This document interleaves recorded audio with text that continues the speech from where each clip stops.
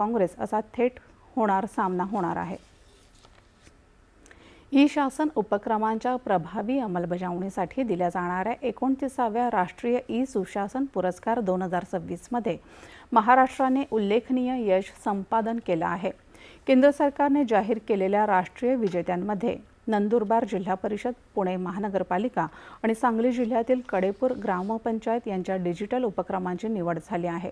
प्रशासनातील गतिमानता आणि पारदर्शकता, तंत्रज्ञानाचा तळागाळातील नागरिकांपर्यंत प्रभावी विस्तार या निकषांवर यंदाच्या पुरस्कारांची निवड करण्यात आली।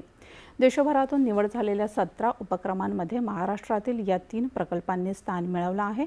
विशेष म्हणजे यंदा प्रथमच ग्रामपंचायतींसाठी स्वतंत्र पुरस्कार श्रेणीचा समावेश करण्यात आला आहे।